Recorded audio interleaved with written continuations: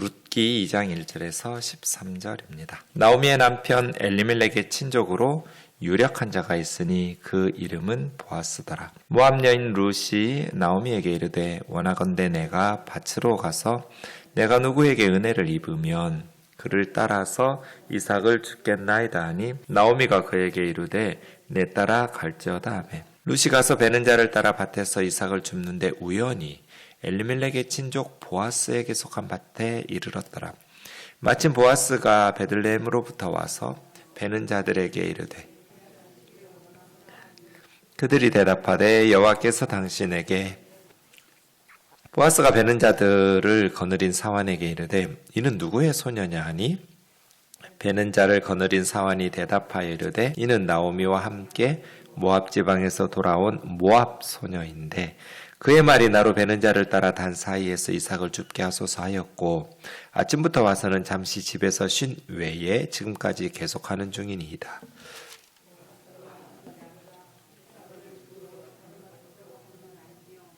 여기서 떠나지 말고 나의 소녀들과 함께 있으라. 그들이 베는 밭을 보고 그들을 따르라. 내가 그 소년들에게 명령하여 너를 건드리지 말라 하였느니라. 목이 마르거든 그릇에 가서 소년들이 길어온 것을 마실지니라 하는지라. 룻이 엎드려 얼굴을 땅에 대고 절하며 그에게 이르되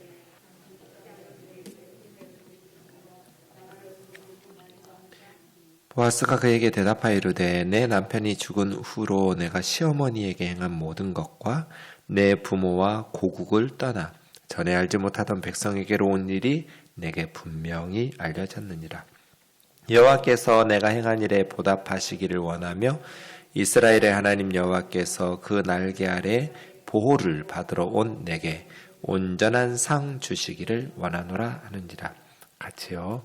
룻이 이르되 내 주여 내가 당신께 은혜 입기를 원하나이다. 나는 당신의 하녀 중에 하나와도 같지 못하오나 당신이 이 하녀를 위로하시고 마음을 기쁘게 하는 말씀을 하셨나이다 하니라. 1절에 보면 나오미의 남편 엘리멜렉의 친족으로서 유력한 자가 있으니 이름은 보아스더라. 이렇게 이제 새로운 단락이 시작됩니다. 가족, 친족, 지파, 이스라엘 이렇게 되죠. 이스라엘이라는 나라 안에는 12개의 지파가 있었고 각 지파 안에는 친족들의 그룹이 있었고 그 친족 안에는 가족들이 있죠. 아브라함한테도 본토 친척 아버지 집을 떠나 이렇게 말씀하시는데 그 씨족 사회겠죠. 친척이라고 할 수 있습니다. 유력하다라는 힘있다. 에셰타일이라는 것은 군사적으로 보면 용사들이고요. 강력한 기뽀르 하일 이렇게 말하거든요. 기뽀르가 힘있다. 하일도 힘, 부유함 이렇게 경제적으로도 힘이 있고 또 사회적 지위도 있는 그 베들레헴 지방의 유력한 지방 유지 이렇게 말할 수 있겠죠. 부와 지위가 있는 보아스가 엘리멜렉의 친족이었는데 2절에 모압 여인 룻이 나오미에게 원하건대 내가 밭으로 가서 내가 누구에게 은혜를 입으면 그를 따라 이삭을 줍겠나이다. 이게 이제 보리 추수가 시작되었던 때잖아요. 10월경에 씨앗을 뿌리고 3, 4월에 보리 추수하거든요. 그거 지나면 이제 밀은 5, 6월경에 밀 추수를 하고요. 어쨌든 추수 기간이니까 가서 이삭 줍기라도 해야 이제 시어머니랑 먹고 살 거잖아요. 어떻게 보면 사실은 이방 여인이니까 선민의식이 강한 여러분 사사시대라는 걸 기억하세요? 사사시대는 그렇게 경건한 시대가 아니에요. 사사기에서 엄청난 어떻게 이게 하나님의 백성들이야? 라고 싶을 만큼 끔찍한 일들이 많이 일어났던 시대인데도 불구하고 룻은 이방 여인, 모압 여인이지만 사람들에게 비난을 받을 수도 있고 상처를 입을 수도 있지만 나가겠다는 거죠. 하나님은 게으른 사람을 쓰신 적이 없어요. 성경 보세요. 놀고 있는 사람 쓰신 적 있어요?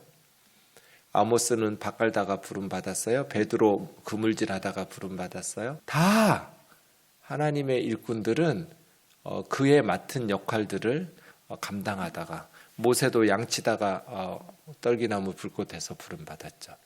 빈둥거리고 노는 사람을 쓰신 적이 없어요. 그래서 하나님의 종들, 하나님의 일꾼들은 부지런해야 돼요. 상처받을 수 있어요. 잠언 26장 13절에 게으른 사람은 밖에 사자가 있다 하느니라. 사자 있으면 어떻게 해요? 그럼 집안에서 굶어 죽어요? 사자 있으면 잡아야죠. 남들은 어떻게 사는데요? 거리에 사자들이 있으면. 위험할 수 있죠. 근데 사실 우리가 거리 나가면 사자는 거의 없어요. 깊은 산이 나가야 사자가 있지. 대부분 거리 가면 고양이 정도 있죠. 길고양이 정도. 물려서 안 죽어요. 위험을 과장하면서 게을러요. 그래서 시작을 안 해요. 그러면 계속 무능하게 되겠죠? 네. 룻이 밖에 나가서 그 사사시대에 지금 낯선 환경에 모압이라면 그렇게 움츠려들지 않겠죠? 근데 낯선 땅에 그런데 시어머니와 둘이 먹고 살아야 되는데 계속해서 머물러 있을 수는 없잖아요. 그래 나가는 거예요. 내가 밭으로 가서 누구에게 은혜를 입으면 그 누구는 밭 주인이겠죠? 그 주인이 허락을 해야 이삭 줍기를 할 테니까 은혜를 입으면 그를 따라 이삭을 줍겠나이다. 나오미가 내 따라 갈지어다. 가라고. 나오미도 집에서 마음이 많이 졸였겠죠? 얘가 상처받으면 안 되는데 또 못된 놈들한테 못된 짓을 당하거나 욕을 얻어먹거나 나쁜 행동이 있으면 안 되는데 염려했을 것 같아요. 롯이 베는 자를 따라 밭에서 이삭 줍게 하려고 갔는데 우연히 인간들에게는 우연히 보아스의 집으로 갔죠. 그런데 하나님에게는 필연이죠. 하나님은 어디까지 봐요? 아직 생기지도 않은 룻과 보아스의 아들 오벳을 보시고 오벳의 손자 다윗을 보시고 다윗의 자손 예수 그리스도까지 보시죠. 그러니까 하나님에게는 룻이 보아스의 밭으로 가는 건 필연이죠. 하나님의 계획 섭리 아래 있어요. 근데 룻은 모르고 간 거예요. 우연히 이삭 줍기 하러 간 밭이 엘리멜렉의 친족 보아스, 자기 남편이 될 사람의 밭에 간 거예요. 우연이죠. 우리에게 우연이 하나님에게는 섭리와 필연이죠. 그래서 룻이 그냥 집안에 눌러 앉아 있었으면 이러한 하나님의 역사에 쓰임받지 못했을 거예요. 그런데 일어났기 때문에 보아스에 속한 밭에 이르렀더라. 보아스는 축복의 통로가 된 사람이죠. 꼭 예수님 같아요. 보아스가. 이방 여인을 하나님의 백성 언약 안으로 불러들여서 하나님 나라 일꾼으로 만들어요. 하나님의 자녀로. 예수님도 그렇죠. 하나님의 약속 밖에 있는 저주받아 마땅한 우리를 하나님 나라 백성으로 하나님의 자녀로 부르셔서 우리를 회복시켜 주세요. 힘 있는 자들, 유력한 자들. 하나님께서 왜 우리에게 힘을 주시겠어요? 하나님께서 왜 우리에게 물질을 주시고 건강을 주시고 재능을 주시고 사회적 지위를 주시고 왜 유력하게 하셨을까요? 우리도 복되게 살기를 원하셨지만 우리를 통해서 이 룻과 같이 무너진 사람들을 회복시키라고 우리에게 힘 주신 거잖아요. 우리도 굶어 죽지 않고 행복한 가정 잘 섬기면서 살라고 주셨겠지만 굶어 죽는 아이들 먹여 살리라고 주신 거잖아요. 보아스처럼 말이에요.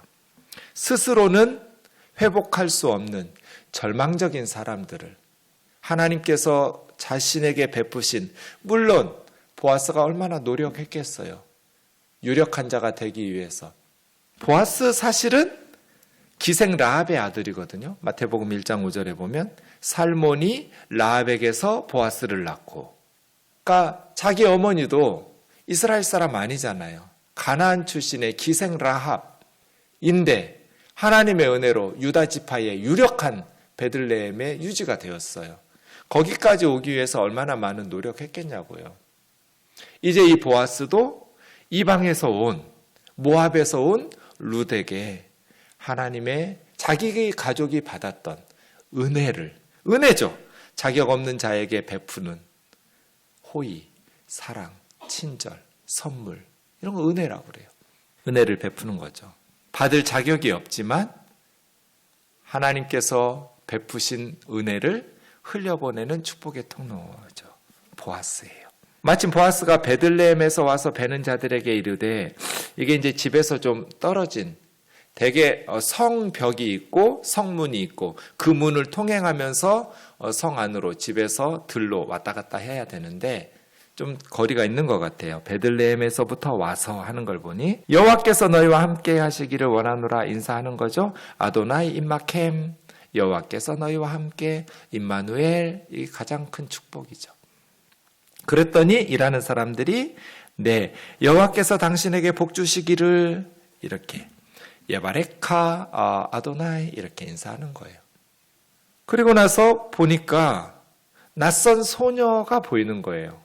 보통 이제 보리를 벨 때는 남자들이 앞에서 낫으로 베고 그 남자들의 뒤를 따르면서 여종들이 이렇게 묶음으로 묶어가지고 다발을 만들죠. 그런데 자기 일하는 하녀들이 아닌 낯선 젊은 여자가 보이니까 그 일하는 것을 전체를 지휘하는 사환이라고 했는데 사실 젊은이의 원문에 보면 나으르. 젊은이에게 이 보아스의 집에는 온통 젊은 사람들이에요. 이 밭에는. 사환이라고 우리가 번역했지만 다 사환이라고 번역한 것이 6절에서도 젊은이에요. 이 젊은이에게 저 낯선 소녀가 누구냐? 저 젊은 여자 누구냐고. 그랬더니 나오미와 함께 모압 지방에서 돌아온 모압 소녀인데, 네, 그의 말이 나로 베는 자를 따라 단 사이에서 이삭 줍게 해달라고 하였고 아침부터 와서는 잠시 집에서 쉰 외에 지금까지 계속하는 중이니이다. 우리 한글 성경으로 보면 계속했다는 게 뭘 계속했다는지 정확하지 않아요. 이삭 줍기를 계속했다는 것인지 아니면 이삭 줍게 해달라고 부탁하는 걸 계속했다는 것인지 뭘 계속한 것 같으세요? 아침부터 와서 지금까지 잠시 집에서 쉬었다는 건 다시 시어머니가 있는 나오미 자기 집까지 가서 쉬었다가 나왔다는 것이겠어요? 아니죠. 들판에는 일하는 사람들이 잠시 쉴 수 있는 옛날 우리 과수원 원두막 같은 거 생각하시면 돼요. 그 밭에 일꾼들을 위해서 마련된 움막 같은 걸 잠깐 쉴 수 있는 그 원두막 같은 집에서 잠시 쉰 외에는 아침부터 지금까지 저렇게 계속하는 중, 원문에 보면 서 있습니다. 아마드 하는 중입니다. 이렇게 말해요. 그러니까 주인 기다리고 있었던 거예요. 이삭 줍기를 계속한 게 아니고 주인의 허락을 받아서 이삭 줍기를 하려고 당신 오기를 기다리고 있었다. 그런 의미예요. 그래서 보아스가 룻에게 내 딸아, 나이 차이가 좀 있었어요. 보아스는 좀 나이가 있는, 그러니까 나오미 대 같아요. 엘리멜렉 때나. 그런데 룻은 그 다음 말론의 아내니까 젊은. 나오미네 가정이 모압에서 10년쯤 거주하다가 돌아왔으니까요. 그러니까 가자마자 결혼했어도 결혼한 지 10년 된 과부잖아요. 룻은. 그러니까 그렇게 10년까지는 안 됐을 테니까 보통 10대 중후반에 당시에 결혼했다 보면 예수님 낳았던 마리아도 13살, 14살 이때 예수님 낳았을 거예요. 보통 그때 결혼하니까 요셉하고 정혼하고 10대, 우리가 지금 보면 10대 소년대, 그거 젊은이라는 거예요. 몇 년 살아도 20대 초반 정도 되지 않았을까요? 그에 비해서 보아스는 꽤 나이가 있는, 그래서 내 딸아 하고 부른 거죠. 이삭 주우러 다른 밭으로 가지 말라고. 사사시대였어요. 이방인이라고 멸시하고 상처 주고 또 험악한 남자들이 너에게 못된 행패를 부릴 수도 있으니까 위험하니까 떠나지 말고 우리 밭에서 계속 이삭 줍게 하라고. 그리고 나의 소녀들과 함께 있으라고. 네, 말씀드린 것처럼 앞에서 소년들이 낫으로 베고 나가면 뒤에서 소녀들이 뒤따르면서 다발을 모아가지고 묶으니까요. 소녀들과 함께 추수하는 여종들과 함께 있어서 이삭 줍게 하라는 거죠. 그들이 베는 밭을 보고 그들을 따라서 소년들에게 내가 명령하여 너 건드리지 말라고 했으니까, 그리고 목이 마르거든 그릇으로 가서 소년들이 길러온 물을 마시라. 지금처럼 물이 쉽게 구할 수 있는 상황이 아니에요. 가나안 땅은 우물이 멀고요. 또 물이 귀하던 시절이니까 먼 길까지 목마르다고 물 길러 왔다 갔다 할 필요 없이 그냥 우리 먹으려고 준비해 놓은 물 그거 좀 얻어 마시면 된다. 이렇게 말하는 거죠. 그러니까 사실은 룻은 눈치 보면서 남의 밭이니까 이삭 줍게 하고 때로는 이삭 줍게 하면 갈등이 생길 수도 있잖아요. 네. 그런데 편하게 이삭 줍게 하도록 배려해 준 거예요. 보아스가. 그래서 룻이 10절에 얼굴을 땅에 대고 절하면서 나는 이방 여인인데 당신이 어찌하여 내게 은혜를 베푸시고 나를 돌보시냐고. 참 은혜를 아는 겸손한 여자죠. 룻이. 어찌 보면 다른 사람들이 무시하고 함부로 대할까 봐 더 센 척할 수도 있잖아요. 그런데 룻은 그런 여인이 아니었어요. 엎드려 절한다라는 건 자기가 할 수 있는 최고의 감사의 표시죠. 자기를 낮추면서 이방에서 온 이방 여인인 나에게 어떻게 이렇게 큰 은혜를 베풀어 주시느냐고. 그랬더니 보아스 하는 말이 대답하여 이르되 11절에 이 말은 소리를 높여서 대답한 좀 평소 대답하고 다른 단어예요. 아나라는 단어는 그러니까 룻이 이방 여자인데 라고 하면서 이야기하니까 큰 소리로 다른 사람들 다 듣도록 얘기해 준 거예요. 무슨 얘기를 해주냐면 너의 남편이 죽은 후로 네가 시어머니에게 행한 모든 것과 너의 부모와 고국을 떠나서 전에는 알지 못하던 백성에게로 온 일이 내게 분명히 알려졌다. 여호와께서 네가 행한 일에 그건 뭐예요? 시어머니를 모시러 그 효성 깊게 부모와 가족 또 고국을 떠나서 이 낯선 룻에게는 이스라엘은 처음이니까 조국 버리고 시어머니 때문에 온 거잖아요. 그 일에 여호와께서 보답해 주시기를 원하고 이스라엘 하나님 여호와께서 그의 날개 아래 보호받으러 온 너에게 온전한 상 주시기를 원하노라. 참 멋진 표현이죠. 지금 고향과 부모와 가족을 떠나서 시어머니를 모시러 봉양하러 이스라엘에 온 룻을 병아리들이 엄마 닭 품속으로 날개 아래 속에서 품어러 온 것처럼 하나님의 날개 그늘 아래 피하러 왔다고. 너는 지금 고향을 떠나서 하나님의 날개 아래로 날아온 거라고. 오르바는 자신의 가족과 고향과 자신의 신들의 보호를 선택했지만 룻은 하나님의 보호하심을 선택한 거죠. 하나님의 날개의 아래서 보호받기를 선택한. 네, 우리는 누구의 보호를 선택하면서 살아요? 오르바처럼 우리 가족, 또 우리 고국, 우리 신, 모압의 신들의 보호를 의지하면서 사는 선택을 할 수도 있고, 룻처럼 하나님의 날개 아래로 피해서 하나님의 보호를 선택할 수도 있겠죠. 근데 나중에 이제 이 2장 12절이 3장 9절에 가면 당신의 옷자락으로 나를 덮으소서 그게 나와요. 그래서 하나님의 날개 아래 보호를 받는 이것이 사실은 하나님께서 보아스의 옷자락으로 덮어서 보호하는, 그래서 보아스가 하나님의 회복, 하나님께서 나오미와 룻을 회복하시는 복의 통로로 사용되는 것이죠. 13절입니다. 내 주여 내가 당신께 은혜 입기를 원하나이다. 계속해서 은혜 받기를 요청하는 것이죠. 나는 당신의 하녀 중 하나와 같지 못하오나 당신의 여종만도 못하지만 당신이 이 하녀를 위로하시고 남편 잃고 가족과 고향을 떠나서 늙은 시어머니 모시고 힘겹게 살고 있는 이 여종을 위로해 주시고 마음을 기쁘게 하는 말씀을 하셨나이다. 원문을 직역하면 내 마음에다 대고 말했습니다. 내 마음에다가 대고 위로하는 말을 해주었다고. 정말 힘이 되고 격려가 된다고. 당신이 그렇게 말해주어서 너무 고맙다고.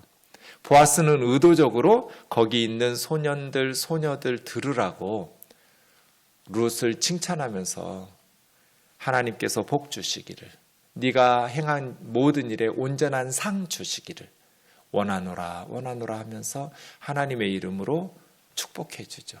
여러분, 이러라고 하나님께서 우리에게 입 만들어 주신 거 아닐까요?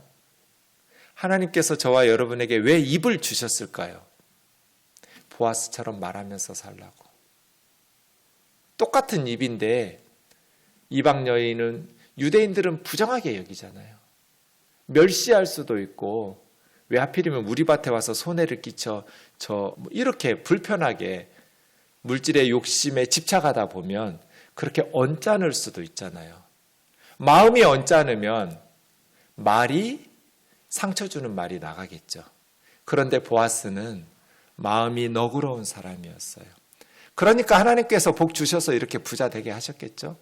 그러니까 하나님께서 선한 일들을 하도록 유력한 힘을 주셨었던 것 같아요. 네, 입은 이런 말 하라고 하나님 우리에게 만들어 주신 거예요. 우리의 말을 통해서 정말 위축되고 절망적이고 자기를 도와줄 가족도 없고 친구들도 없고 아는 사람 시어머니 하나밖에 없어요. 그러한 베들레헴에 와서 지금 조마조마하고 조심조심하면서 눈치 보면서 눈칫밥 먹어가면서 살아가야 되는데, 보아스가 위로해주고 내 마음에다가 말해주어서 너무 고맙다고. 네, 이런 보아스들을 통해서 하나님의 역사들이 나오죠. 내일 본문 보시면 이제 여러분 오늘 말씀 큐티 하다 보면 보아스가 이 정도가 아니에요. 얼마나 훌륭한 사람인지를 알게 돼요. 말로만 축복해주는 사람이 아니에요. 보아스는 자기가 할 수 있는 모든 걸 베풀어요. 그래서 정말로 굶주려가지고 모압을 떠났잖아요. 베들레헴에서 모압으로 갔잖아요. 그런데 이 보아스 때문에 나오미와 룻은 배부르게 먹고도 남아요. 풍성해져요. 채움이죠. 룻기가 텅빔에서 채움이라고, 3명의 장례식에서 1명의 출생, 그것은 보아스를 통해서 이루어져요. 텅 빈 나오미의 삶과 룻의 삶이 풍성히 채워지는 것으로 변하는 그 축복의 열매들을 맺어가는 것, 그 과정에 보아스의 헤세드가 있어요. 보아스의 인애와 사랑. 지금도 그런 것 같아요. 하나님께서는 하나님의 사람들을 통해서 천하 만민이 복을 받기를, 우리가 아니면 누가 이 세상을 섬기겠어요? 그리스도인들이 앞장서서 절망 가운데 있는 사람들에게 새로운 용기와 힘을 주면서 회복의 삶으로 변화될 수 있도록 우리 우면동 교회가 그런 하나님의 선한 도구가 되어서 쓰임받기를 주의 이름으로 축원합니다. 기도하겠습니다. 사랑하는 하나님 아버지, 절망적인 두 과부를, 그것도 며느리는 이방 여인으로 멸시받는 그 영적인 암흑기인 사사시대에 보아스 같은, 보석 같은 사람들이 있었습니다.